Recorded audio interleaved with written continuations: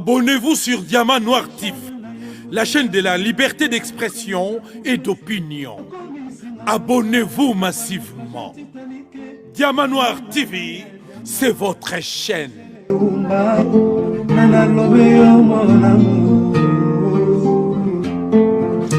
Téléfortifia de mon corps en cas de rechute. Alina kana bundela kailo kola bébé et moi.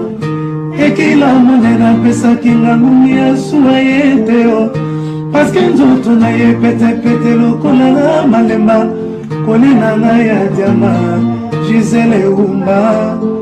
Kolina na la chaîne de la liberté d'expression et d'opinion. Abonnez-vous massivement. Diamant Noir TV, c'est votre chaîne. Balande Diamant Noir TV, bonjour et bonsoir na bino nyonso tu oyo bozali na kati ya antenne na bino na Diamant Noir TV. Oyo ezali chaîne na bino.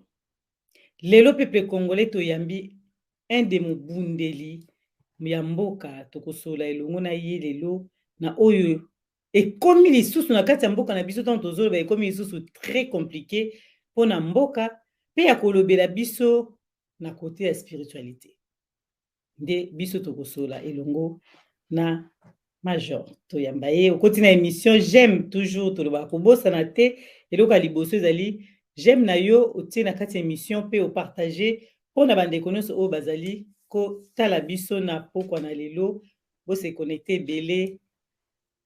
Bonjour Major Ngwanda, boni santé na yo po mboka na biso eza mpenza na posa ya bato lokola bino tozoyoka boni santé.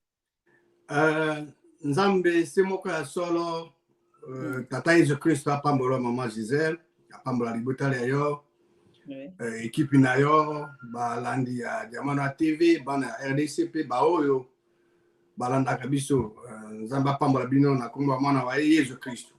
Sako na yo mama Gisele, merci pour l'opportunité. Nzambe azokopesa biso bokolongolo na nzoto. Voilà, merci. Ba Congolais ba yo ki pena de ba côté belé to ba so côté na kati émission lo liboso. J'aime. Pour s'abonner, pour partager, pour fan du bandi kolanda. Ba question na bino boko makaka na ba commentaire nde to lo ba après na suka. Tozanga raté ko tout na ce qui temps et permettre biso et pas ya Major Tito Ngwanda Major Mbem. Tozongi. Lelo toki na makambo ezali kotungisa biso ba Congolais Major parce que makambo esenga to vanda te po mboki ezokele malamu te.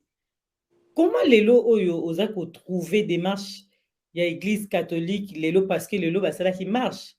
Comment ozo trouver démarche na bango face à la situation dramatique oyo tozo vivre na RDC lelo basali marche de soutien des FARDC contre oizali la balkanisation. Merci mingi mama Gisele pour na motuna moyo. Na lobaka toujours na shona yo que ba situation yo sont ce qui to analyser à la lumière à l'urobali Nzambe to komona bonene to komona mai mazala kati e kolingisa biso to keneli oboso ba kozi ya mangomba baza ba sentinelle ba sinzili ba kengeli bango soki bamoni mabezo ya ifo baganga Nzambe alobi yango na buku ya Ezekiel. Donc baza ba sentinelle ba moyebi que mboka ekomi na danger il faut babele là nako exhorter ne bango que esuka na marche te non seulement église catholique mais ba mangomba masusu bazwa ndakisa yi non seulement na marche mais na katia ba église côté ya bana ya RDC que Nzambe o akela likolo na sina biloko biso apesa bango mabele ayeba Nzambe asaka erreur te. Nzambe o akela likolo na ayeba ka ete bana RDC bazali capable ko gérer mboka wana. Alors bato bazo kamba église mangomba bakene na liloba bazwa liloba beaucoup mobimba moko ya ba 5 livres moko ya ba 5 livres ya Moïse Exode ezolo ba makamba sorti ba te ya bato ba conscientiser bango ba ebisa bango ete mabele o nzambe mokili apesa bango ezali menacé que nzambe oyo ase na bana baye bayokani babotolo mabele ya bango soki batelemi te basapproprie nango te badéfendre yango te bango moko bakoma baesclave baumbu na mabele oyo nzambe apesi bango. Alors c'est une très bonne initiative dans l'église catholique, mais suka na nzela te ekende ti na kati ya baeglise ba mangomba mosusu bazwa pe ndakisa tant basale dans la tranquillité tout le monde motute mais koyebisa bana mboka ke tala mabele na bino ezokende bazolinga bazwa yango balingi bazwa bomengo o nzambe atia nkita o nzambe atia na mabele wana po bato bazongi bazwa yango koyebisa bango conscientiser bango ezali lisumu te ezali mosala na bango en tant que basentinelle basinzili bango so bamoni likambo dangereux il faut babelela bayebisa peuple à moins que peuple ye moko aboya qui agit mais objectif na bango mission na bango eza communiquer cœur ya nzambi na peuple na ye po ete peuple ya nzambe etelema et s'approprier na mabele na ye défendre mabele ma ye maloba epa na mama Gisèle. Major Ngwanda lelo peuple congolais biso nyonso tout remarqué na mboka na biso na ba table ronde ba sommet ba conférence oyo esalemaka na kati ya mboka na biso toujours ezali likambo ya trahison de esalemaka biso tokotuna kaka epai na yo eloko nini lelo esala bongo na kati na biso ba congolais. Merci mingi mama Gisèle pona motuna mona soko ye nango na motuna moyo wana soki toke na kati ya liloba ya nzambe tokozwa yano facile omoni mama Gisèle soki omoni mbeba quelque part un mal soki okiti ti na mosisa na racine ya mabe wana to mbeba wana okokuta eloko babengi liloba nzambe ezobenga bolingo ya mbongo. L'amour de l'argent. L'amour de l'argent est la racine de tous les maux. L'argent n'est pas la racine de tous les maux. Non, c'est pas ça. Mbongo ya ngone za racine to mosisa ya babete non. Ezali nde bolingo ya mbongo. Bolingo ya mbongo ici c'est tout ce que l'argent peut acheter. Et cause à conscience ya moto ndakisera ngwana. L'argent. Le banzam, mais c'est ça déjà, il y a non. C'est l'amour de l'argent, maman Gisèle. Balanda Diamano TV. C'est ça, l'amour de l'argent. Mais l'amour de l'argent, on est comme sous bango bazara na posa ya mbongo te na bamboka na bango. Poso ni kama mboka na bango ba koti pena na bolingo nyonso tout. Bango bazara na posa mbongo te ka biso ba congolais pourquoi? Et ça mais sikoyo mboka na biso il faut tout renforcer ba mesure. Normalement on les alliés mbeba. Maman Gisèle, mbeba moto yo à trahir mboka na ye. Il faut etumbu ekasi. Oui, c'est na mibeko. Alors, ce qui est allé d'application te, bah tu vas continuer toujours à trahir. Ce qui bandakisa, oui, salami polele. Que tala songolo pakala a trahir Congo, a trahir tala etumbu yango. Yongo to mususu ko sala pe yango, tala etumbu le ko sala bo. Nde batu ba kubanga. Mais ce qui batu bazo trahir bazali ko récompenser bang baosani bako continuer toujours ko trahir. Alors il faut ma décision ezoma ba mesure draconienne ezoma pona ko punir bato bans oyo bazali ko trahir mboka na bango bisika misusu mama Gisèle c'est possible que ça na makanango mais na ndenge zo sama mboka na biso eleki oui eleki ndelo yango wana il faut bao bazo kamba. Il faut pas interpeller, il faut pas interpeller. Ma mesure draconienne les hommes pour un bateau ban sur bateau trahi, ma mesure exemplaire pour être bateau bas stopper batika pour trahir mboka na bango. Maloba pas na maman Gisèle.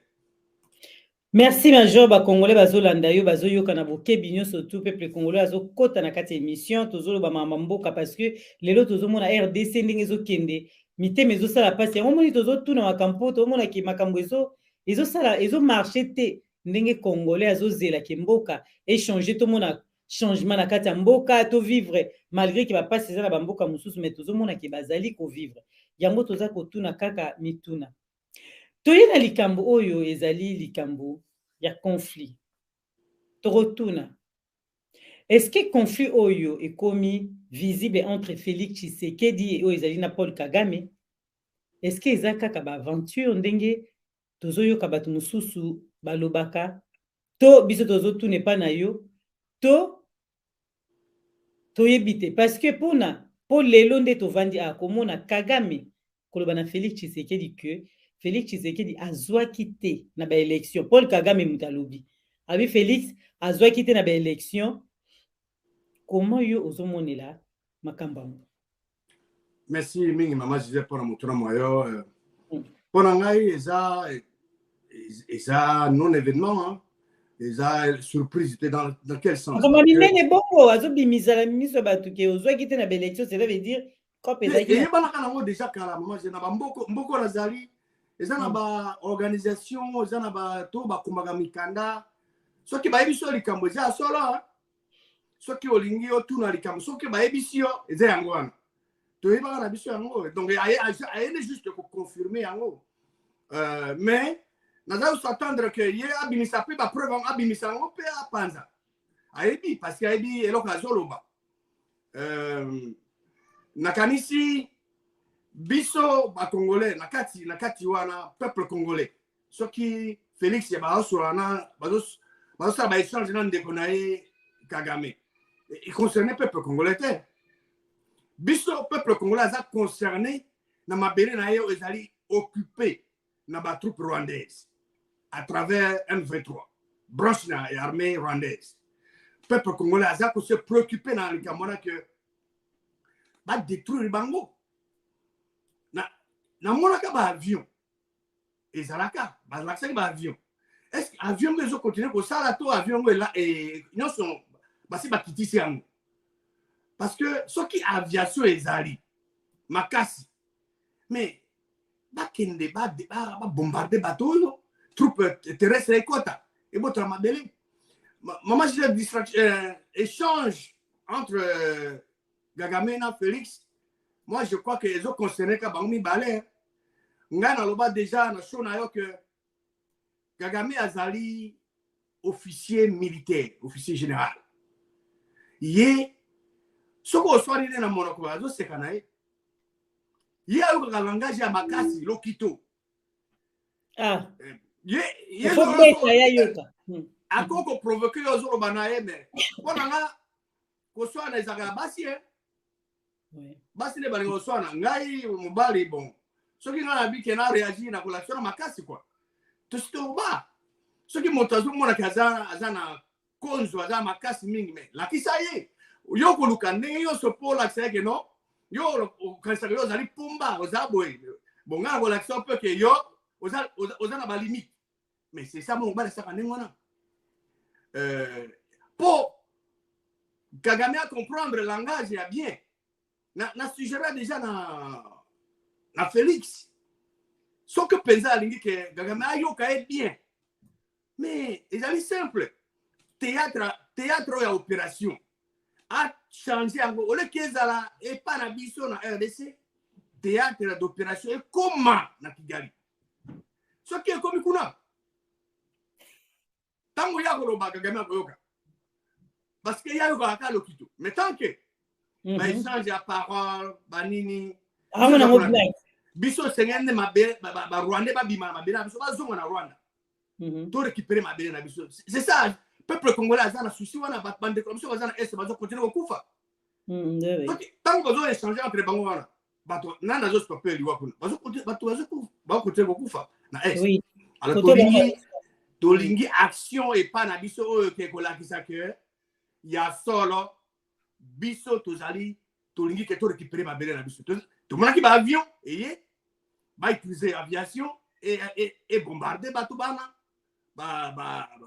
armée rwandaise troupe terrestre na biso ekota et récupérer mabele biso sengena mabele na biso distraction wana eza entre ye na ndeko na ye oya yaki na Kinshasa babeki yonani oboya Kagame bon on est entre bango bandeko biso peuple congolais sengene na mabele maye ba troupe rwandaise bazonga epa na bango maloba pas na maman Gisèle. Vraiment Congolais zoyoka na boke binyoso donc Rwanda ezo bazo ngrepa na bango batiki la biso mabelelo biso to senga ngwana mais c'est ba limité parce que bazo mona ke bomengo leke be na kati ya RDC donc kara ndingo lobi fallait ba bundisa bango na makasi mais ba ke osala ndé bazo sa Félix azo solo la maison marché te mais ce que balingi maman Gisèle ce qui sont ko balingi que to annexer bango to bako eko ma province na mboka na biso mais ba s'exprimer ah oui, ceux qui vont moniquer non bon comment va congolais bon lo ba polele abi ba to nito comme moka ba province ya RDC ba ibisa bon les collègues à référendum ba ça peuple habita ba rwanda ba lingi ba comme moka ba rwanda ngi comme moka province ya biso bon ils ont problème était annexer bango na RDC ko annexer bango c'est simple bitumane c'est comme président facile vraiment pour bango balingi ka bazwa bango nde bazolinga bazwa ya biso bakeye nango non ekosimbate peuple congolais kolinga te même maintenant bango bazosupporter bango bazosoutenir bango maman Gisèle bazosala erreur basala yango pendant combien d'années ezosimba te batika kosupporte kokende na kokota na Congo na canal ya Uganda ya Burundi ya Rwanda baya directement na Congo baya bakota directement na mboka baya na mboka batika biloko wana parce que bato bazokufa oui bato bazokufa bakobosana yango te mais soki lelo batiki bato bazosupporter Rwanda Uganda na Burundi na bapays mosusu wana Kenya Afrique du Sud soki batiki baye polele bakoti na RDC basolana bakonzi ya mboka ekozala bien éviter bato bakontinue kokufa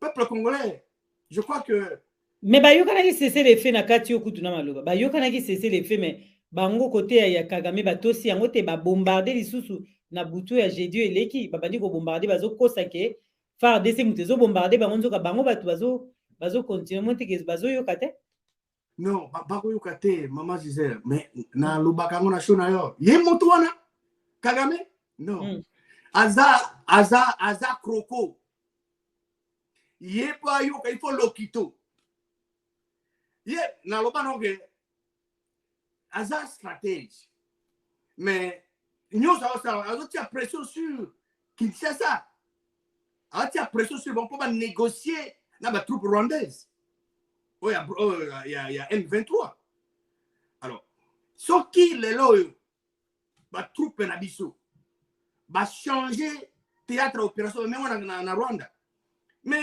makambo mingi ko changer hein? Oui tant que toujours garder théâtre opération et pas na biso bazo avantage azo sala ngo pona ni lolendo azo sala wana parce que ayebi ke armée no ya makasi zani na RDC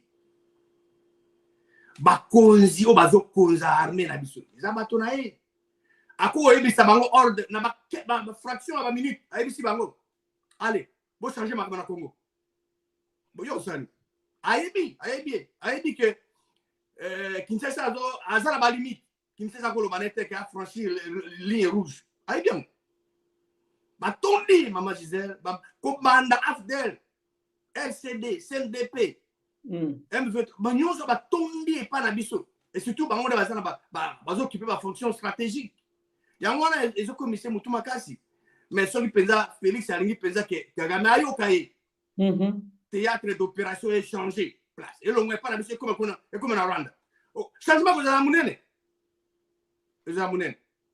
changement kozala ya munene kasi lelo biso tomoni Rwanda ezobundisa biso RDC et du coup le gouvernement français va financer l'armée rwandaise où ils allaient 20 millions d'euros.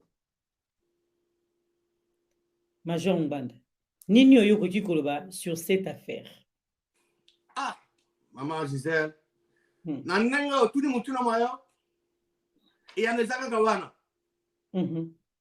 yo soko zo swana na voisin mais moto mususu aya pesi bango makoki pa budisa yo moto wana azana okuna azana yote oui France alakisi polele que ya azana bango et ye France aza ye mokote tout le monde qui a avion bango ekpeya ki kuna zito na Kisangani oui OK ezalaki na nzela ezo kende kwa otika manduki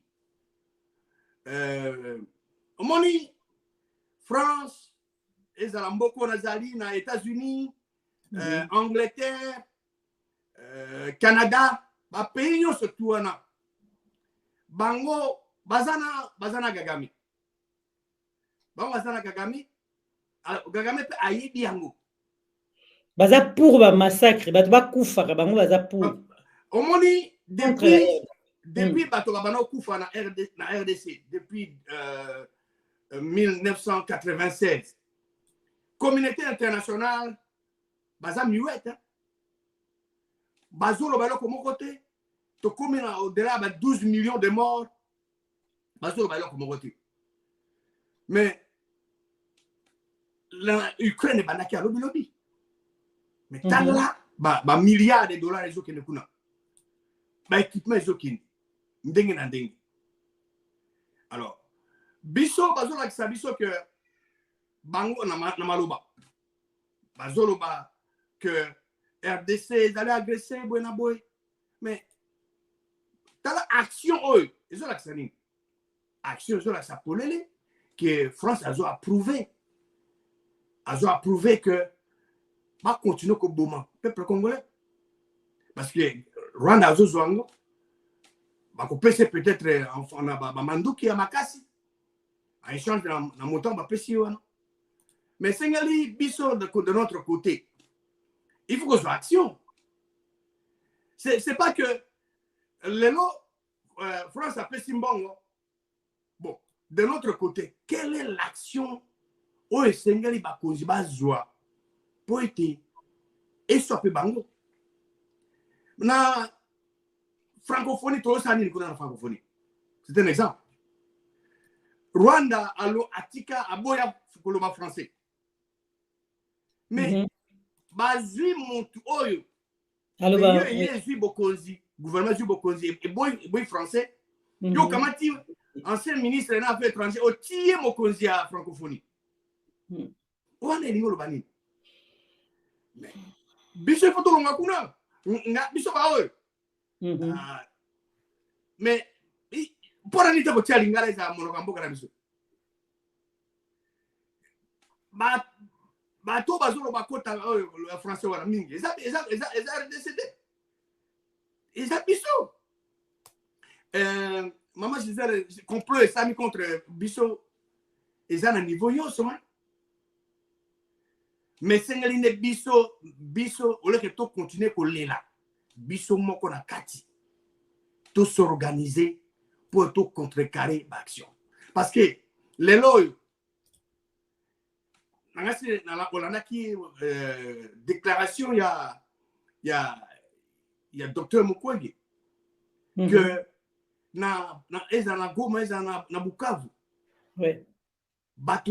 service de renseignement il y a Rwanda bazo travailler ensemble na bao ya ANR ya biso toujours dénoncer si que non France a payé 20 millions mbongo na Rwanda. Mais biso na kati ya mboka na biso moko. Et là on est tout ça. Ceux qui déjà Rwanda a 20 millions, asomi mandu. Ta azad déjà na bato batsala kana bato na biso esika moko. Et là on est to kolonga bango. Et là on est bien et ma casse. Donc bato na biso basangani ensemble en fait. Pour comprendre les côtés. Justement, ça dit que baza travailler un bureau. Bazo partager bureau. Ba Congolais na ba Rwandais. Oui, service de renseignement na bango. De renseignement. Na ane baza partager un bureau na Goma pe na Bukavu. Tozo décrier sikoyo l'histoire so ba pesa Rwanda et qui va pesa bango. Mais elo biso na kati ya mboka. Tozo sa nini poto contrecarrer bango. Ndaki sa mususu.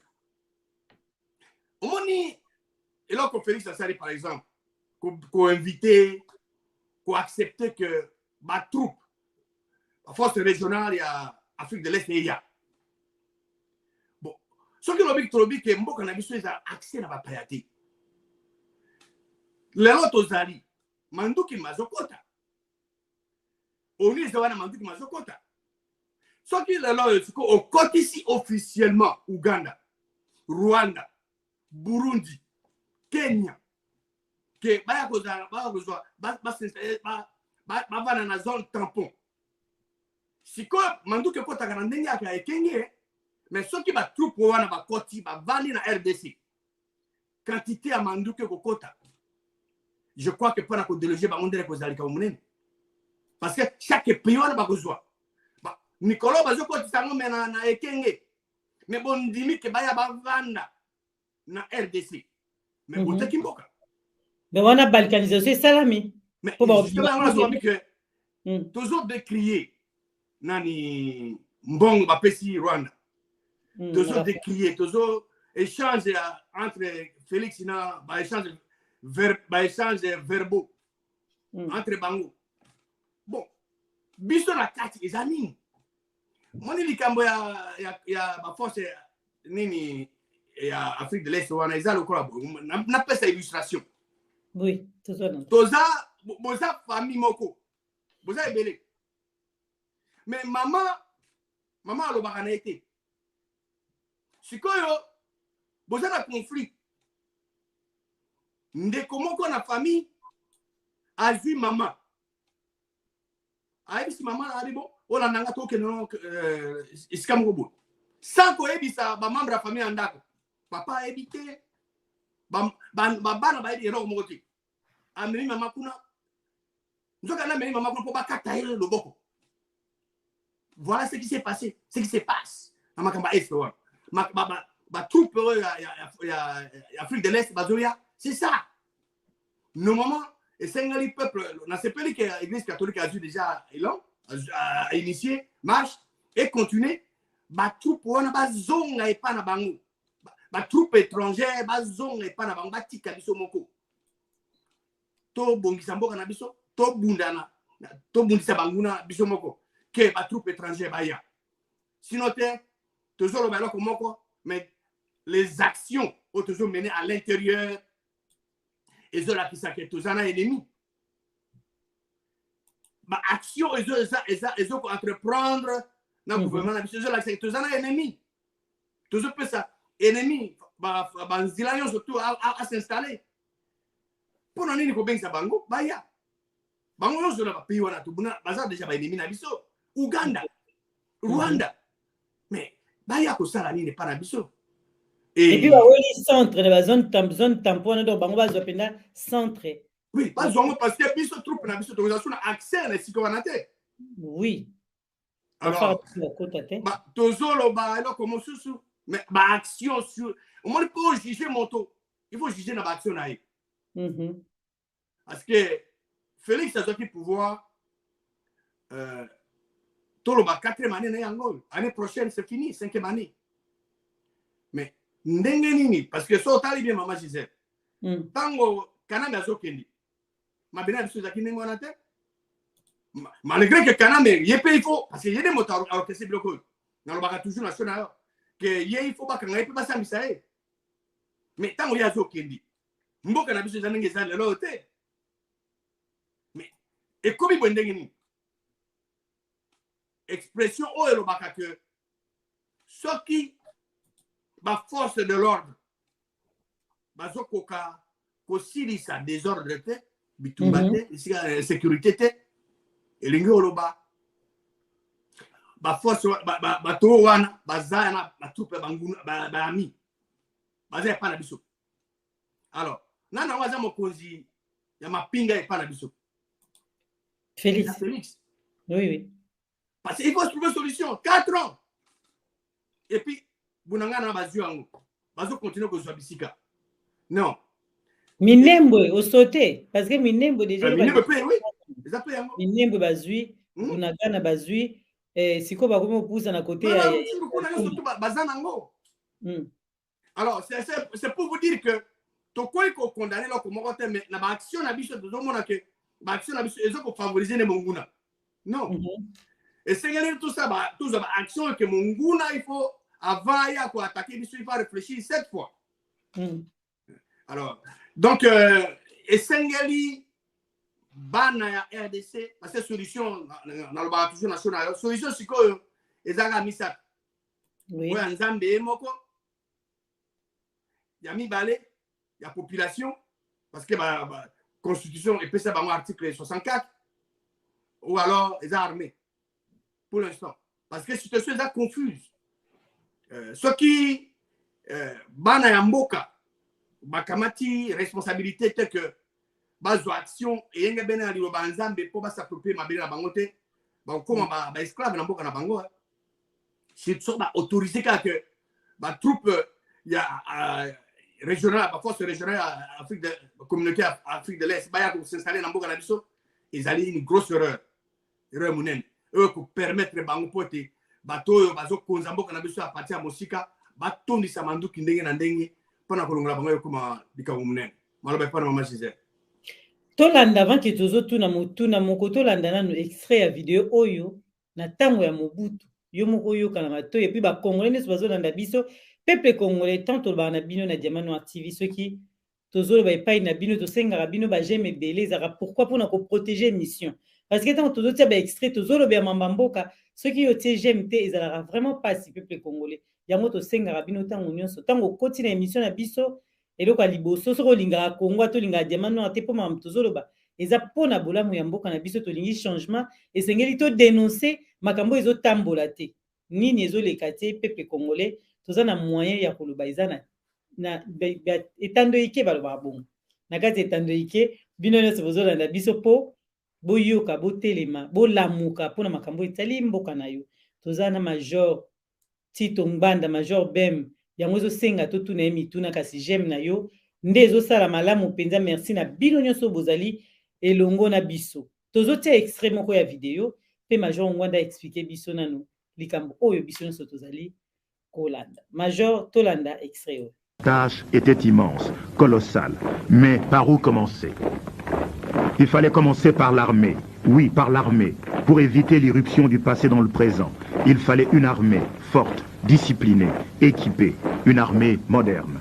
Les forces armées aïroises furent alors créées pour mettre le pays à l'abri des tentations et des rêves insensés. Pour forger l'armée, Mobutu Sese Seko dut partir de zéro. Mais la volonté peut pallier la carence des moyens. D'abord, former le noyau dur, les fantassins, la force terrestre, avec la gendarmerie, avec des unités spéciales, telles les troupes aéroportées, les fameux bérets rouges, tels les commandos, les redoutables bérets verts. Voilà, tous ceux qui wana major. Toto nakare epai na yo oyo otango tali video oyo pe oyoki makambo ezolobama na kati wana biso tokotuna yo étant breveté d'état-major oyo ozali commentaire na yo eza nini. Merci mingi maman Gisèle na vidéo tiwana ya rappelé na yoki su mongongo ya ndeko na biso journaliste Kwebe Kimpeli. Omoni maman Gisèle bato bakoyi ko ndena loba toujours na chaîne que moto aza na ba point fort na ye na ba point faible na ye. Maréchal Mobutu azalaki un grand dirigeant au tozo manqué les lots. Et Bakiete, toza entouré na 9 pays voisins. Et que pays na biso ezali envié. Bato mingi bazolinga bazwa kita o nzambe apesa biso. Yenda azu initiative, vision ezaye. Yenda azu initiative que il faut former. Ngata ngozomona bato défilé. Ngana zaki na division Kamanyola. Tozala kona aya ye moko. Nano kutu tango tokumi pene agosiris aya kati avato bimana na Kitona. Tuya na Kinshasa na division ya zaki ya kafu. Mais azaki na souci constant ya komona koyeba état ya évolution ya bato bazo ko former. C'est ça un leader, un chef. Oko diriger Congo te non seulement pays surtout mais oko diriger Congo te soko za na armée za makasité. Armée oko za capable o que soki munguna akoti et que za capable de détruire ennemi. Oko diriger Congo te parce que bakomone la yo. Alors maréchal ayebaki yango nde azwaka initiative ya ko former bato. Na loba pe nation na yo. Formation ezalaki continuelle. Ba bazo former ba bimi ba mosusu ba kei. Na ba domaine nyonso la formation. Alors, un dirigeant, un leader. Il n'y a aucun chef qui connaît tout. Moto, je connais tout, Azrakati. Mais, moto, oiseau kamba, il faut azala, azoabato, les oiseaux rares. Les oiseaux rares, ce sont des gens qui sont calés dans leur domaine, spécialisés dans leur domaine. Ok, ce qu'on a information, avant tout, autour de Bango Liboso. Bato banande bazanzinga zinga na yo. Surtout pour l'armée. Les lois, bazo mon na biso. Tout ça qui na armée moko ya fierté maman Gisèle. Tout les lois dignité na biso esili. Na boko to zali aba mais bato bazo tout na biso mituna. Mais Tito mais mboka na bino ndeni. Tala grandeur na mboka na bino. Ndeni bazo ko rater.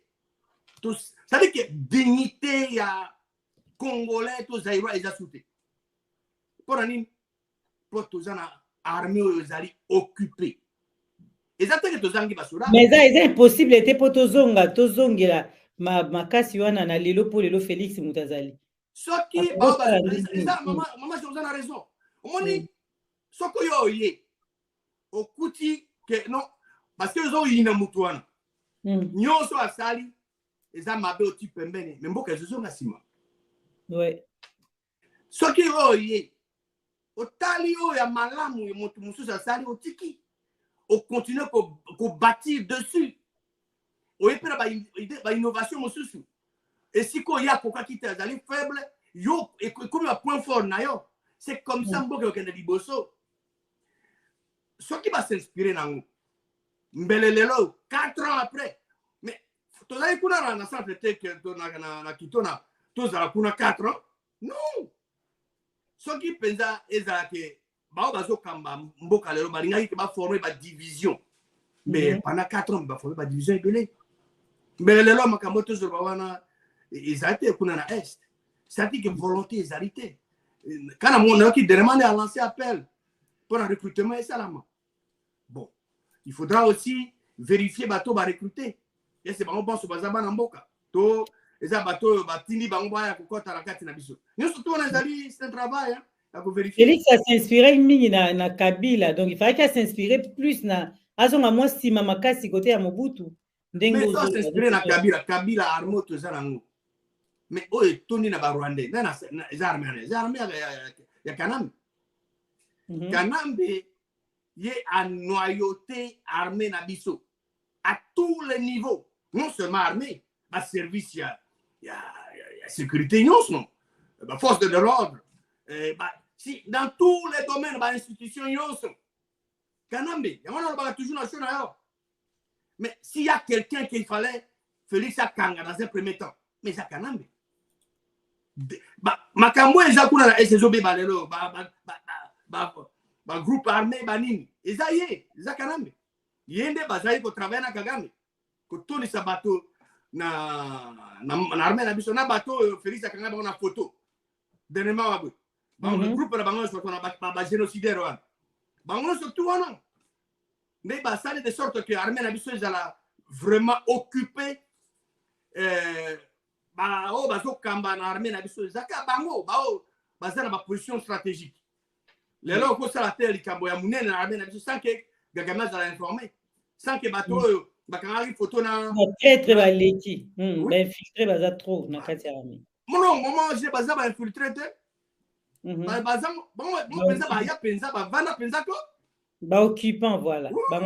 Parce que bani exactement que babungi bango tant bazoko c'est bango bali c'est précisément que on a peut 6000 personnes oh boy 7000 personnes basoda bazokota tant ba généraux na biso yango ba colonel bango liste des ali ba yebi bango bazo travailler wana bazo assurer ba fonction minene na armée na biso alors il faut banamboka ba été bazali na responsabilité siko ya liboso parce que to monengo image au tiwana et c'est sa fierté na biso armée na biso mais Kadhafi akufa mais alela armée na biso makasi so za na ngombe aku conquérir Afrique mobimba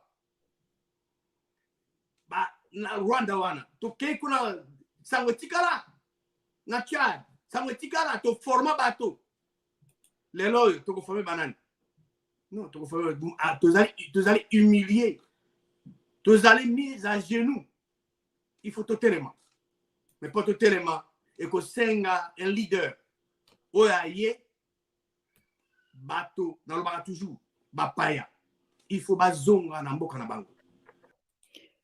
Armée la biso bazara bapaya la 4. Pour gagner le commode. Malabé pas maman Gisèle. Merci Major. Ba Congolais balandi na boke binyo so to gagner toujours. Mais toko tout na yo lisusu likambo oyo Major Ngwanda. À qui les Congolais doivent-ils adresser leurs prières? Est-ce que à Jésus-Christ ou à Dieu? Parce que mboka ndenge kini photo yeba, to comprendre. Tozo yoka. Merci maman Gisèle pour motuna mona za motuna ya munene. Non seulement pour na landi ya Diamano à TV, mais pour na Congolais banso bisika bazali. Parce que biso banso tolingi que le sambo na biso eyokama. Endi mama. Peut-être zoa yano. Alors mais avant d'examiner na pesa yano na motuna mona na kolinga kena kundele ba landi ya Diamano à TV pe bana RDC ba écriture ba garder l'intelligence na 2 Pierre chapitre 1 ba ko komango batanga pona bango moko 2 Pierre 1 verset 20 et 21 ce qui motoyer na liloba nzambe eloko aliboso sengaye ba ete liloba prophétie donc ezali déclaré tout prédit ko banana Genèse Apocalypse ezala kite et komama kite na mokano ya moto mais zaki na mokano ya nzambe. Ça c'est la première chose. Donc moto a gardé l'intelligence que la Bible est, non pas peut-être, est la parole et la volonté révélée de Dieu. Nous avons été auteur de la Bible. La deuxième chose, est Sengeli, Bayeba, Balandi ya Diamana TV, pe bana RDC Sengeli Bayeba, et Zali était, ce qui motoye azol te ayo, lilo bali nzambe. Ayo azol makambo matali nzambe ya solo pe lilo bali aye. Et Seigneur a examiné ma commis. Pourtant, la soki, o ya zolo bana eza solo. Bako vérifier wana na acte chapitre 17 verset 11. Acte 17 verset 11. Donc apôtre Paul a kene otia lo banzambe bato ya bakwana bere bazai kotala ma commis. Baza ko vérifier on pour bazala sûr que au Paul a zeb sabon ezali exact. C'est ça l'attitude. O Seigneur, yo n'importe quel croyant ici kozali. La première chose, que la Bible est la parole et la volonté révélée de Dieu. Dieu est l'auteur de la Bible. C'est lui qui a révélé sa volonté. Les saints hommes de Dieu ont écrit la Bible selon que Dieu leur avait communiqué son cœur.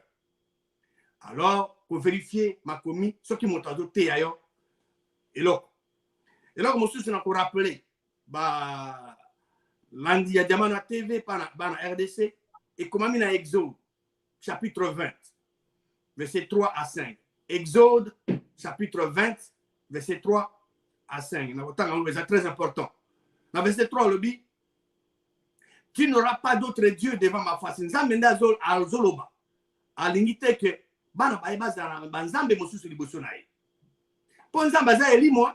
Dieu est esprit. Jésus-Christ, Azaki Moutou, Abotamaki. Dieu ne change pas. Dieu est uniquement esprit. Il ne change pas. Alors, et le vrai Dieu est unique. Nul n'est semblable à lui. Verset 4, le Bible. Tu ne te feras point d'image taillée, ni de représentation quelconque de choses qui sont en haut dans les cieux, qui sont en bas sur la terre, et qui sont dans les eaux plus bas que la terre.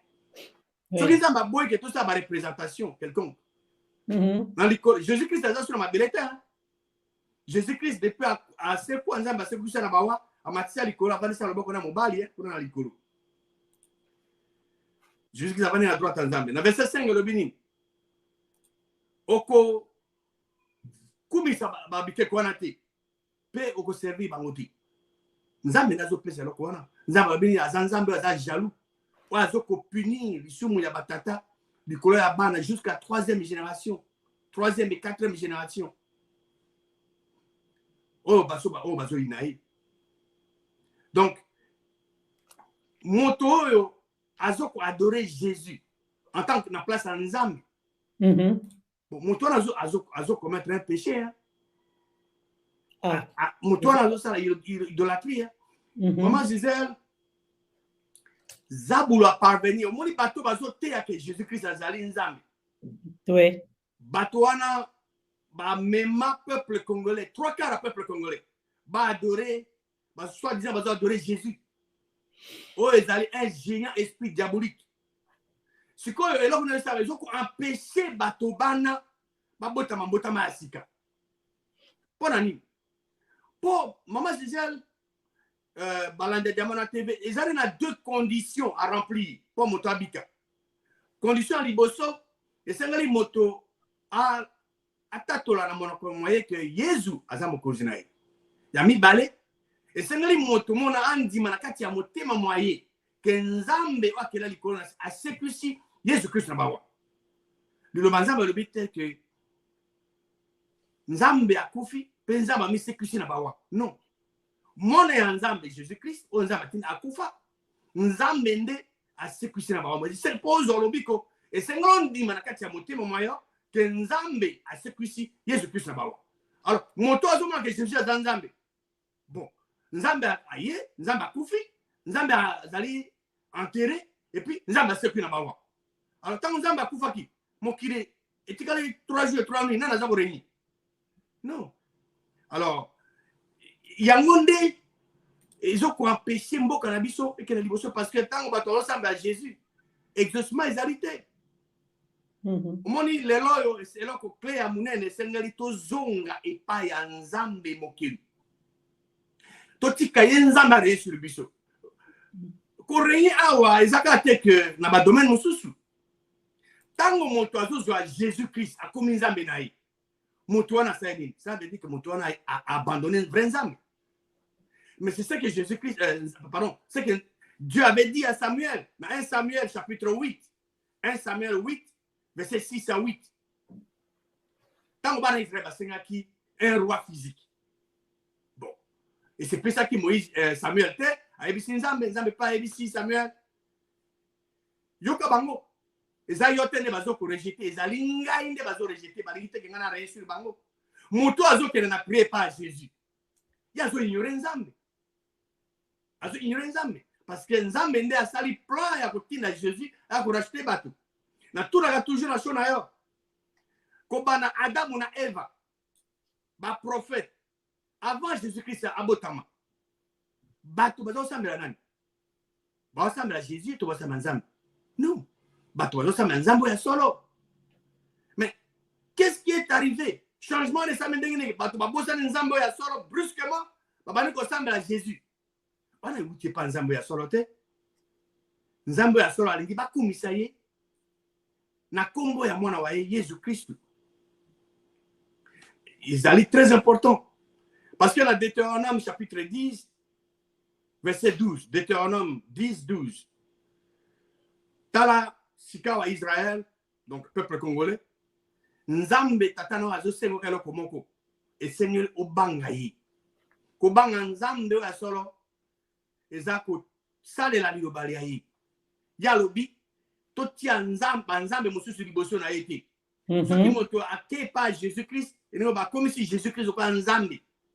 Alors, Nzambe alingi yango te. Nzambe ali to servir ye, to tambola banzela na ye, nyonso akomi, to linga ye na motema na biso mobimba. Alors, ba congolais esengeli ba koma na point oyo que ba telema.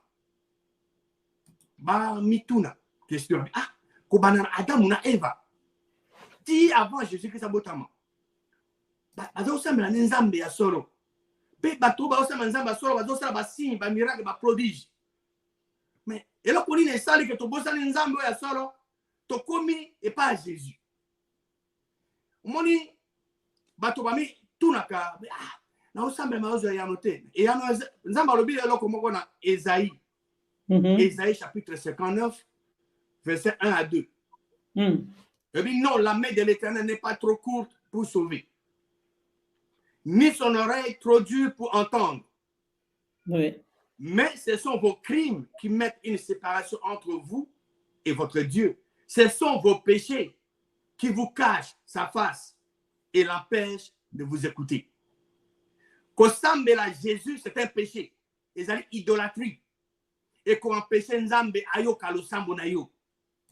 Ce qui ont l'habitude, il y a qu'aucun alosambe pas Jésus. Toi et pas son gros pakala.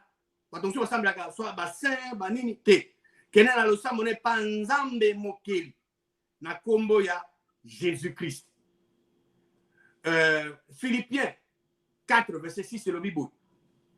Ne vous inquiétez de rien, mais à toute chose, faites connaître vos besoins à Jésus. Non, et comment on l'appelle? Verset 6, il y a Philippiens 4, le Bible. Mais à toute chose, faites connaître vos besoins à Dieu, pas de prière. Alors, nous avons fait connaître les besoins et pas naïe, il y a que pas Jésus. Bon, vous avez la communion rompue, hein? C'est un péché. Jean 16, verset 23. Ah, Jésus-Christ, il est aimé, Yemoko. En ce jour-là, vous ne m'interrogerez plus sur rien. En vérité, je vous l'ai dit, c'est que vous demanderez au Père, il vous le donnera en mon nom. Nyonso ba osenga na tata ko pesa bino ango na kombo na Yesu. Alobi teke bokere pa na Yesu na kombo ya Yesu. Ouais, ils ont confusion. Pour prier na yo, ils ont exaucé.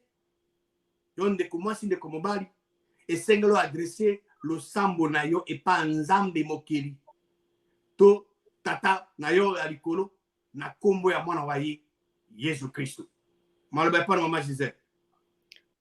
Tolandi malamu major lobi na biso que pourquoi oyebisi biso ke nyonso tokosenga epai ya tata donc nyonso tokosenga epai ya nzambe mokeli na kombo na Yesu ekopesamela biso. Voilà, toyoki yango. Et pourquoi ne pas adresser leur prière à Jésus? Parce que ceux qui ne sont pas pas tata et puis ça me dit mais pourquoi tu veux senga mbamo pas Yesu? Ah, moi je disais ça mutuna ya mutuya. Ba biano na ko pesa biano belé mais esengeli ba lanja jamana tu ba que. Alors ba bino déjà que ba Jésus ba za belé. Jésus ezali combo. Ezali combo non commun pour na ba Yuda. Même si au Angola, Jésus bazali, na Brésil, Jésus bazali. Na 2 Corinthiens chapitre 11, verset 4, oui, bon. Car si quelqu'un vient vous prêcher un autre Jésus, que celui que nous vous avons prêché, ou si vous recevez un autre esprit que celui que vous avez reçu, ou un autre évangile que celui que vous avez embrassé, vous les supportez fort bien. Ce qui m'autoyait na combo à Jésus mosusu parce que Jésus a bossé tout le monde yango un autre Jésus azali. Ce n'est pas le Jésus qui est le Messie. Ah ouais. Ce qui m'autoyait que Jésus mosusu ça me Jésus. Non, on dit maté. Dans Matthieu 27 verset 17. Comme ils étaient assemblés, Pilate leur dit: lesquels voulez-vous que je vous relâche? Barabbas ou Jésus, qu'on appelle Christ. Mais dans la version, verset à Matthieu 27, dans la version de la Bible en français courant, et le Bible, Pilate demanda donc à la foule assemblée: qui voulez-vous que je vous libère? Jésus, Barabbas ou Jésus appelé Christ? Ah, tu comme Jésus mi balé. Donc, on les a boulonnés à orchestrer. Jésus va se retrouver à mi-balé. Barabbas signifie fils du père. Donc, deux fils de deux pères différents. Ah, tout le monde a Matthieu. Jésus a mentionné. Dans Luc chapitre 3, verset 29. Et le bénin. Moi, il y a Jésus. Donc, fils de Jésus, fils d'Éliezer, fils de Jorin, fils de Mata, fils de Lévi. Tant en lignée. Jésus n'a kati. Allez, tu connais combien? Misato. C'est pas Jésus. Dans Acte 13, verset 6. Ah, bah Jésus a belé. Ayant ensuite traversé toute l'île jusqu'à Paphos, il trouvait un certain magicien, faux prophète juif, nommé Bar Jésus. Vous voyez? Donc, mon ton est un magicien, un faux prophète. Ton peut là dans mon kilo, baza est belé un faux prophète. Baza un magicien, mais baza un prophète. Ton dit 4 1 dans Colossiens chapitre 4 verset 11. Jésus appelé justice. Vous saluez aussi. Ils sont du nombre de circoncis et le seul qui est travaillé avec moi pour le royaume des dieux et qui a été pour moi une consolation. Donc, Jésus m'a dit Azali a bien ami justice. Azali. Alors, pourquoi enseignement ce tomate à manayon surtout batoba qui n'est pas Jésus? Moi ce moment Gisèle balobi que bala Jésus. Oui, donc Jésus wana c'est polygame alors. Ceux qui allaient Jésus wana babali c'est polygame, c'est pas Jésus moi nzambe. Parce que moi tata bien nga bala Jésus. Maman c'est autre c'est cas. Faut pas te voir maman vingi on c'est que na bala Yesu. Non mais donc Jésus wana za polygame. Ouais, tu vois Jésus polygame wana za Jésus moi nzambe té. Nulle part on tourne et comme wapi à l'action côté. Voilà. Donc enseignement surtout wana. Et ça qu'on empêcher bateau ba croire évangile ya solo. Évangile la bonne nouvelle les amis. Que Nzambe a ce que Jésus-Christ na bawa. C'est ça la bonne nouvelle. Alors, si quand tango bateau bazote bateau banso bazote que Jésus-Christ a zali Nzambe. Bateau bana bazo nier que Nzambe a ce que Jésus-Christ na bawa parce que pour moto abika et c'est ngali moto atatolo na mona pour moye que Yesu aza mokozi na ye. Et puis, ami balé, andi malakati ya motima moye que Nzambe a ce que Jésus-Christ na bawa. Nde moto mona azui lobiko. Mabeyo so sale Nzambe alibisie apesi likabo elimo esante.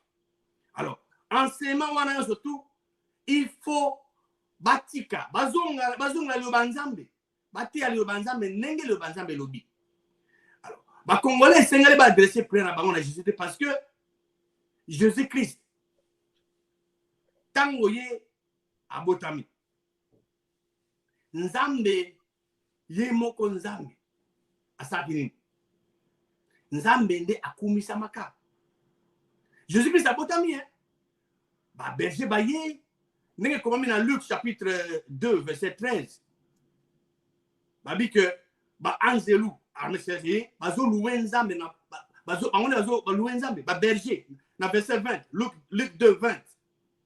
Tango ba berger ba ke ba kutani ba moni mwana Nzambe bazo zonga le banzambe glorifiant et louant Dieu pour tout ce qu'ils avaient entendu et vu et qui était conforme à ce que leur avait été annoncé.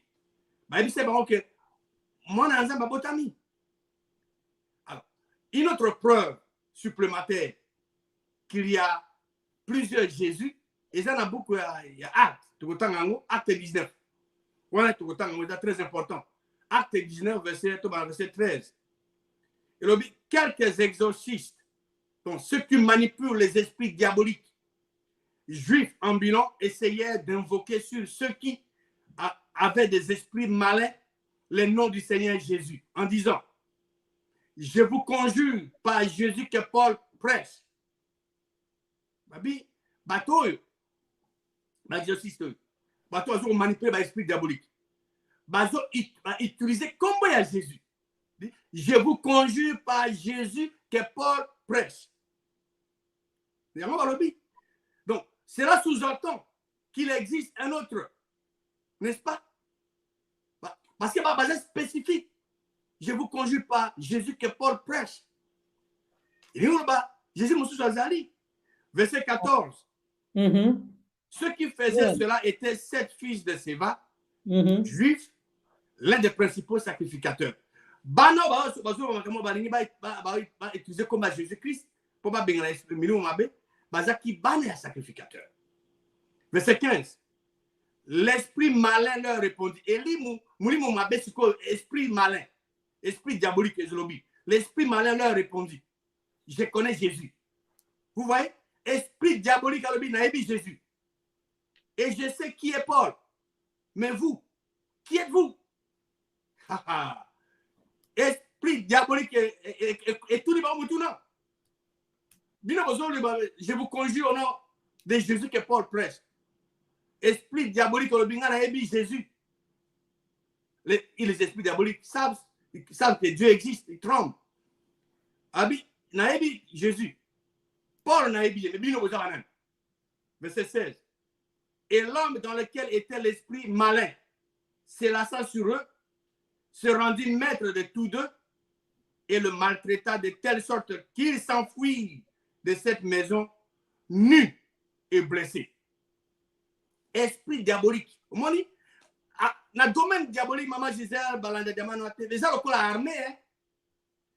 Vous avez la générale, il y a 4 étoiles, il y a 3 étoiles, il y a 2 étoiles, il y a étoile mokoti et qui tinasi.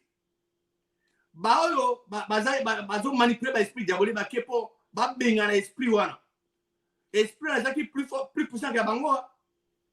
Parce que le bango avec que esprit wana s'est lancé sur bango et rendre maître na bango et beti bango. Ba kimi nanda wana baza bolumbu mutakala. Be bazoki. Voilà donc ba esprit bakoko ba yebi que Jésus Christ azali. Yangwana ba congolais sengali ba adresser prière na bango et pas à Nzambe ya solo et pas à Jésus te. Parce que Nzambe ye moko le créateur. Ya benga ka Jésus Christ mwana wae. Nzambe azo benga Jésus mwana nae. Dans Matthieu chapitre 3 balanya jamana te ba kotanga nanda. Matthieu 3 16 à 17. Quand Jésus Christ a baptisé Maki abimi na mai. Mais la Bible dit que funga maki et esprit Nzambe kiti loka kolombe likonae et mongongo yoka na likolo, celui-ci est mon fils bien-aimé en qui j'ai mis toute mon affection. Nzambe a fait sa témoignage. Alors, pourquoi pas qu'on ait prié pas Nzambe? On ne pas Jésus. Nzambe a dit que Jésus a envoyé son fils bien-aimé. Entre Nzambe, oazo benga Jésus-Christ azali mwana nae. Na mutu. Oazo lobana yo que Jésus-Christ azali Nzambe. Yo kondima nani? Okondima Nzambe, to kondima mutu. C'est quoi la réponse de la simple? Nzambe a dit Jésus-Christ azali mwana nae. Mutu azo te abi non. Ça veut dire que mutu azo ba Jésus-Christ azali Nzambe. Mutu azo corriger Nzambe, abi Nzambe. Yo zo ba Jésus-Christ azali mwana ozo kosa. Jésus-Christ azali Nzambe. Non.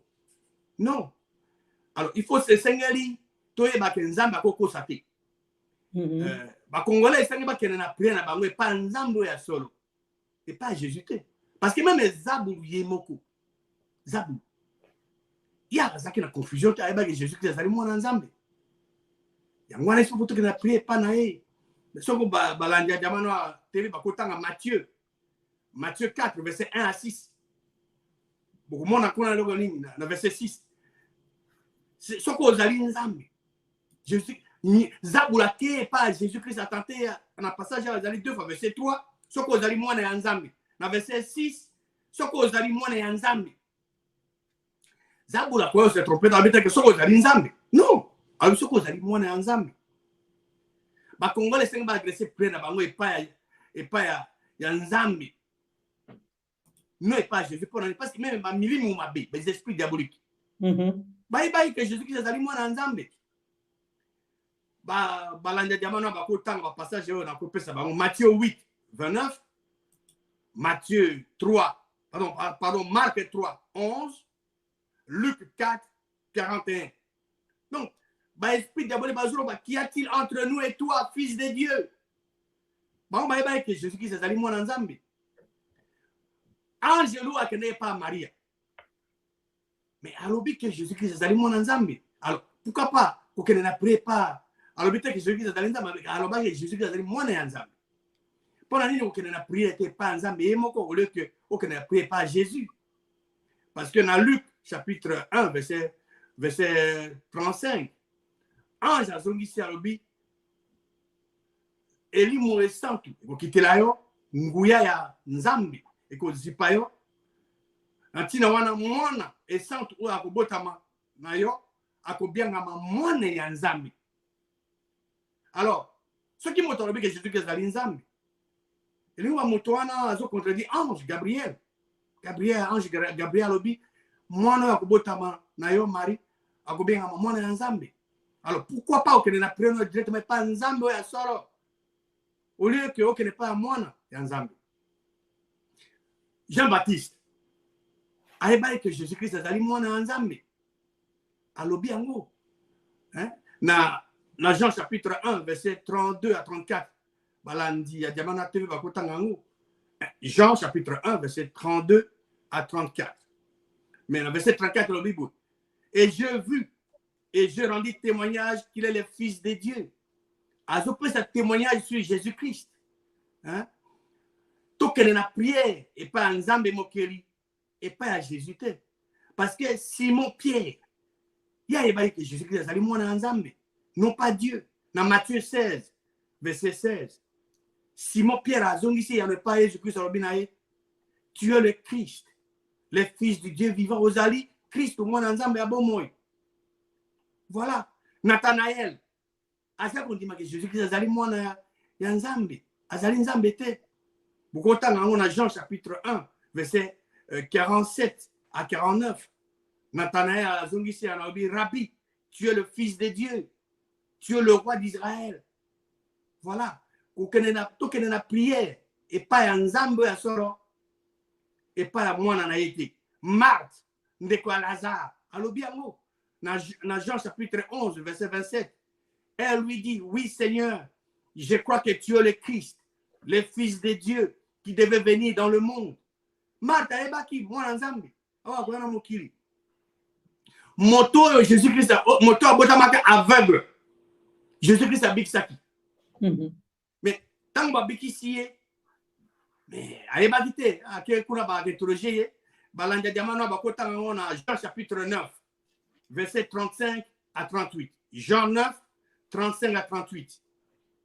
Jésus tanga yoki que ba bengane na kuna na temple. Akita na lobinae. Est-ce que yozon dima na mwana ya nzambe? Crois-tu au Fils de Dieu? Azon ici. Qui est-il, Seigneur, afin que je croie en lui? Tu l'as vu au monnier. Lui dit Jésus. Et celui qui te parle, c'est lui. Voilà. Donc, Jésus-Christ a dit disciple à Jésus-Christ. Oh, bazaki na kati ya boato, tango boato linge zinda. Petro a dit que n'est pas Jésus-Christ, Jésus-Christ a autorisé. Mais Jésus-Christ a dit mon ensemble. Matthieu 14, verset 33. Bah, bazaki na barque, bah yeko se prosterner liboso ya Yesu balobi nae. Tu es véritablement le Fils de Dieu. Bah, disciple. Jésus-Christ était véritablement le Fils de Dieu. Philippe, na eunuque éthiopien, na Acte 8, 37. Mais l'eunuque qui répondit, je crois que Jésus-Christ est le Fils de Dieu. Centenier, oh, soda batiaki na basoda na Lilita. Tant batiaki Jésus-Christ na Lilita. Mais tant on zambe tremblement de terre ça mais zambe ceux qui sont na bawa. Na Matthieu 27 verset 54. Le centenaire a dit cet homme était fils de Dieu. Il n'a pas dit cet homme était Dieu. Et apôtre Paul alobi amo que Jésus-Christ azali mwana nzambe balanda diamana bakotanga 1 Corinthiens 11 verset 3, 1 Corinthiens 15 verset 24 à 28. Donc, les Congolais sont adressés prier na bango et pas nzambe mokeli. Non, et pas à Jésus parce que Jésus-Christ est moko. Il est moko à l'objet na monokone kazali mwana nzambe. À l'âge de 12 ans, alors déjà kazali mwana nzambe. Et à l'objet kayena mokila wa ayena mokila po asala mokano ya tata nae. Kolia nae, nourriture nae, ezali ko sala mokano ya tata nae. Tata nae atindi na mokila po asala mokano nae. Donc dans Jean 4 verset 34, Jean 5 30 donc aye ko luka volonté na été me volonté tata nae. Jean 6 38 aya na se po sa volonté o atindi. Jean 8 29 Wazana atike moko te poeta saka toujours mon canonaï.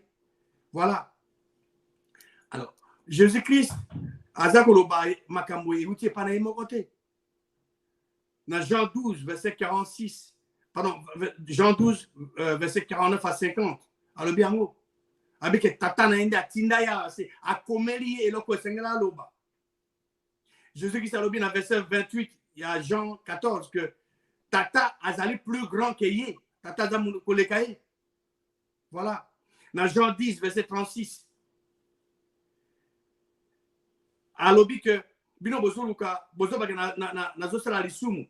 Et cela parce que j'ai dit je suis le fils de Dieu. Jésus-Christ a dit que va zama na Nzambe. Tout en conclusion, il y a Jean chapitre 20, évangile à Jean. Évangile à Jean chapitre 20, versets 30 et 31. Jésus a lobi na bango na Jésus a fait un miracle. Na présent ba disciple nae makamo simbenge na ndengi. Eux comment na beaucoup au mais verset 31 lobi.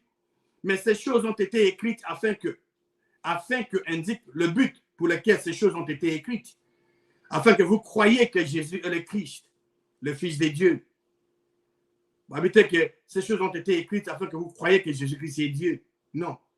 Et moi, les Congolais, va adresser prière à Bango et pas à Nzambe Mokiri, pas à Jésus. Hein? Parce que Jésus-Christ, il est à l'objet que Nzambe, c'est moi qu'on a malam. Marc 10, verset 17 et 18.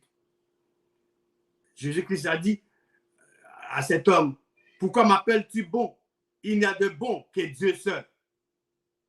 Jésus-Christ a été médiateur entre Nzambe et Nabato. Donc, il n'y a qu'un seul vrai Dieu et un seul médiateur, Jésus-Christ homme. Alors, même après ce qu'on a eu, Jésus-Christ, alors, il y a des Nzambe. Il y a des gens qui ont dit pas ya tata Nzambe na komba Jésus-Christ. Tant que a Marie de Magdala. Marie alinga simba e. Non mais il y a tindi abina ko simba ngate me kende ko trouver bande ko ngai. Oui bisa ba que nazo mata pa tata na ngai pe tata na bango. Nazo ko kende e pa Nzambe na ngai Nzambe na bango. Donc yangwana biso esoto kene na losambo na biso e pa Nzambe mokili. To kene na ngai pa Jésus-Christ. Maloba pa maman Gisèle.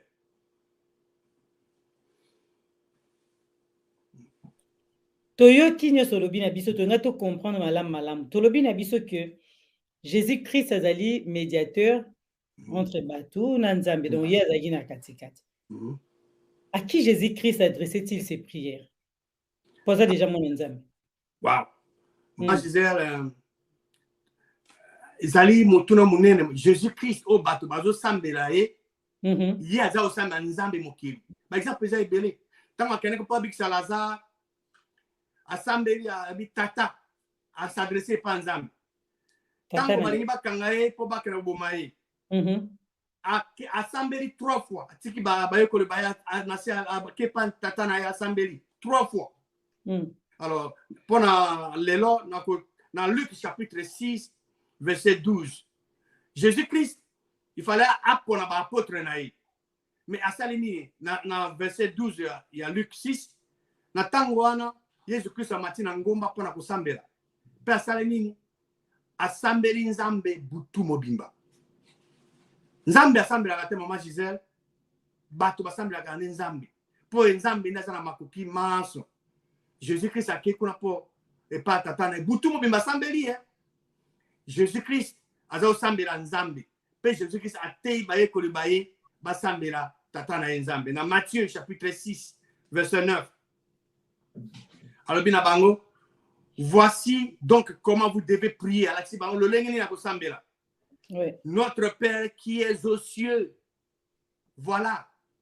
Donc, et Seigneur, tout le monde idolâtrie. Vous ne connaissez pas Jésus-Christ, tout n'est pas Bassan, tout n'est pas Banani, ils ont idolâtrie. Tout le monde connaît. Tout le monde n'est pas Nzambe à solo. Jésus-Christ a adressé prière n'est pas Nzambe. Alors, aebisi baye ko bayeba kene pe na prière ba pa tata Nzambe biso pe senga to kene na prière na biso pa tata Nzambe na komba Jésus Christ nde makambo mingi makobonga na boma na biso moko pe pona makambo oyo matali mboka na biso. Maloba pona mama Gisèle. Vraiment tolandi, merci na yo major bato bandeko na moni baza kotuna toujours mituna parce que za makambo ya mboka lelo tozoluka tobima toujours na pasi oyo toza nango bandeko mingi bakenda ba église bazosambela me toyebi te bato mingi bazambelaka oke oprie obi ye naosambela na kombo ya Yesu Masiya po soko olingi oleka pa nzambe donc obligé fo leka epa Yesu Masiya ndenge biso nyonso tu bakongole toyebi. Mais c'est quoi pourquoi mboka na biso lelo RDC malgré tozosala losambo wana ndenge oexplike biso mpe lelo malamu ke tosambelaka nzambe tata mokeli ya likolo na se mais ndenge nini prière na biso lelo tozomona changement te major Ngwanda. Maman Gisèle, au moins kosambela eza bien.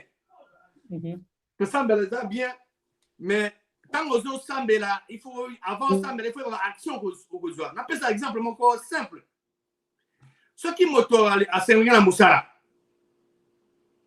Ayebi akena Biblie atali, est-ce que ça kosambela eza mokana nzambe? Oui, nzambe ali yene moto a institué un travail.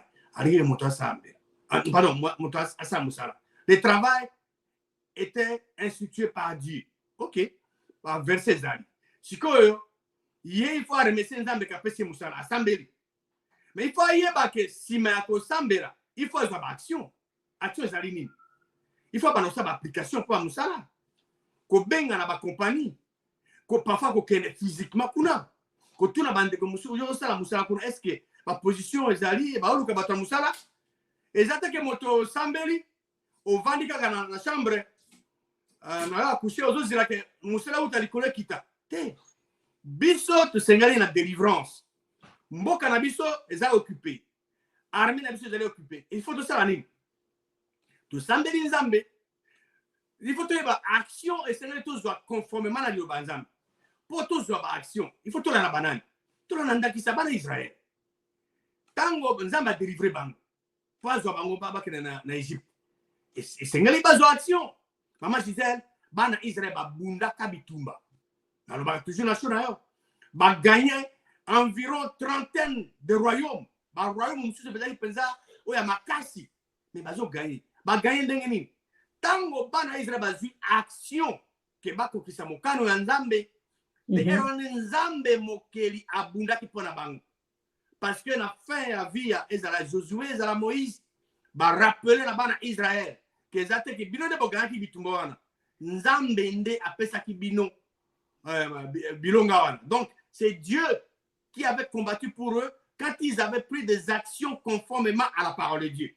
Biso penenge moko ezate ke to sambeli et puis tu vas te croiser ma boko tu vas na banda ko na biso to bia nzambe kita o salango te donc faut bunda o sambe mais tozo bunda pe en même temps pour moi action.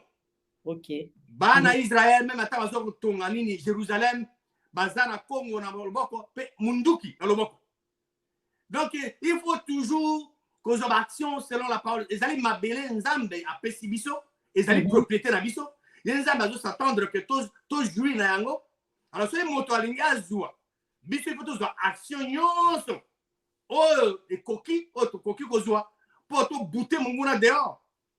Parce qu'il y a côté pas la biso, to pas na été. Alors, bana Israël ba ko tolérer te, oya to oya na mboka na obotre mabere atika yo. Non. Atika yo. Bible ezali, ezawana yango na baka na ke bato batia bato na ke non. Yo so da mondimi, yo bana ka gagner nzamba kwa osala. Ezanzambo ya Bible te. Nzambo mususu. Nzambe ya Bible, il faut bunda. Il faut bunda. Il faut s'approprier ma belle non. Ezate ko tika munguna ko kamata ma belle no vandi o croiser ma boko. Wana nzambe ya Bible te. Donc na kati be église fe ba noter biso makambo wana nyoso tu wana ozoloba. Pona be église ba moteka to sambela be mboka kuna bazo pousa ba komi pembe na Goma biso to vandi na kati église o sambela donc ya nzamba o sala te. Ozana raison maman, moni moment to zana ngo situation na est na est ya mboka na biso bato bazo kufa mateya na mangomba na ba église ya RDC et mateya centrale ekozalande lolenge nini biso bana mboka to s'approprier mabele na biso ba eto ba verset tondi bebo na kati ya liloba nzambe comment bana Israël ba s'approprier mabele na bango.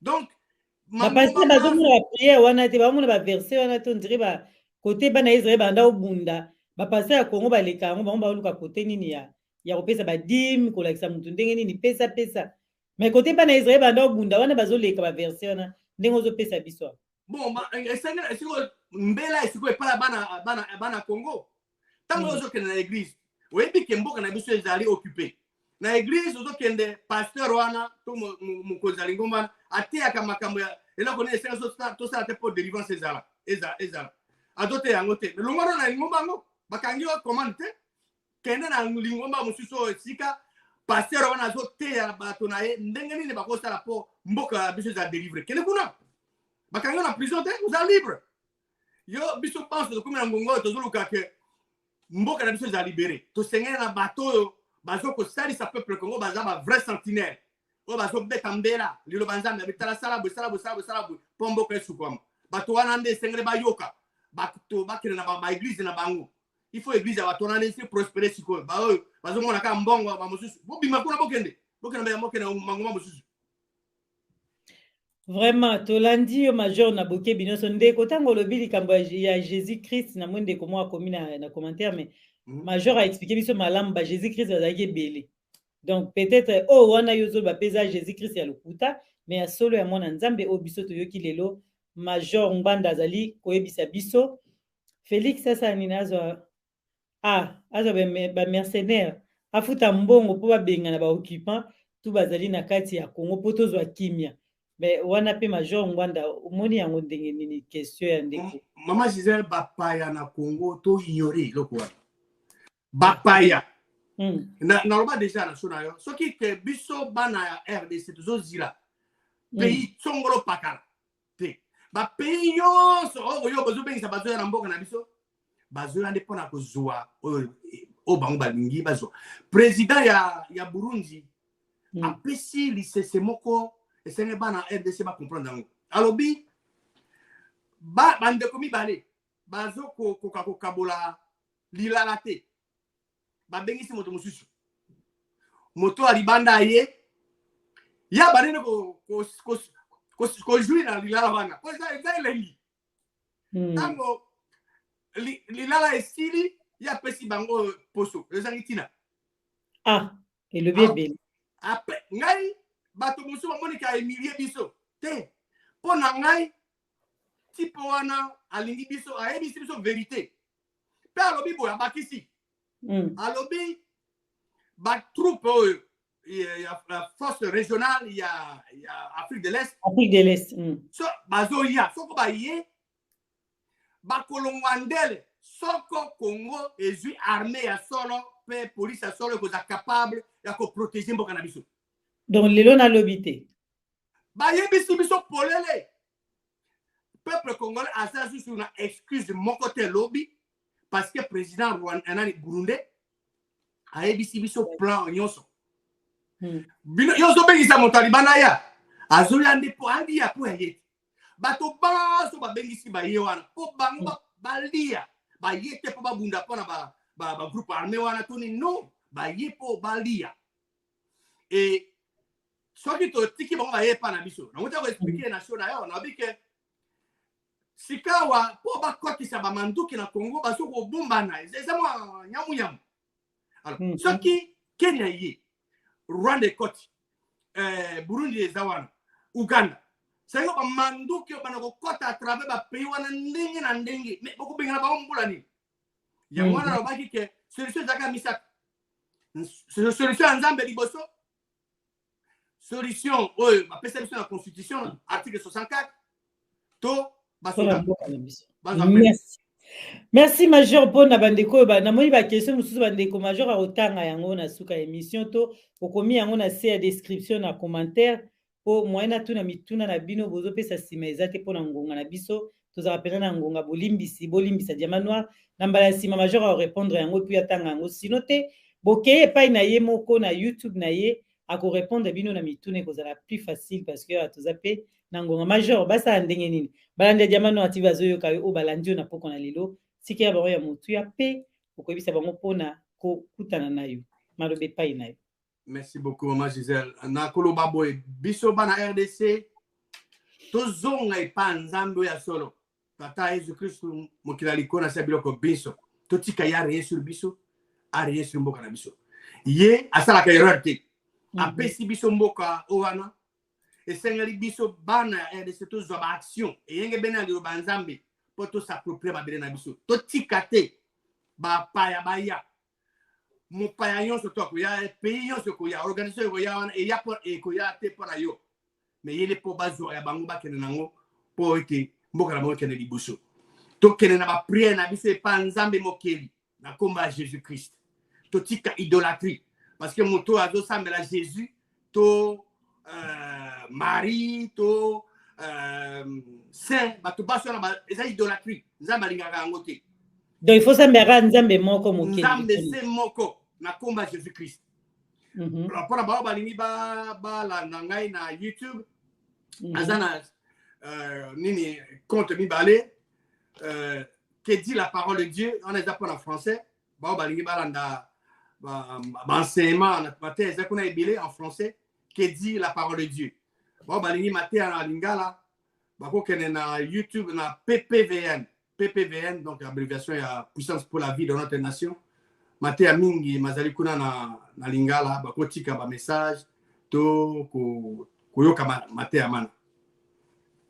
Merci major pour fungola rabiso misu na mambeta limbo katolinga rabino koyoka bino po bozali ba breveté d'état major ndongo zali breveté d'état major esenga toye barandingi ni bwande ko bunda mapinga ndeko mo atuna ya bipwani no zongi te mbala sima ba question ne bosani te tokozanga te ko tuna epai na yo pona lelo to tika bango na kimia na mabota na bango ono so balandaki biso mbote na bandeko nyonso bozala kati ya Diamant Noir TV major ozala problème so émission ici il faut tanga pena bazo tuna ka mituna. Okay, merci beaucoup. Okay. Bye bye. Abonnez-vous sur Diamant Noir TV, la chaîne de la liberté d'expression et d'opinion. Abonnez-vous massivement. Diamant Noir TV, c'est votre chaîne. La chaîne de la liberté d'expression et d'opinion. Abonnez-vous massivement. Diamant Noir TV, c'est votre chaîne.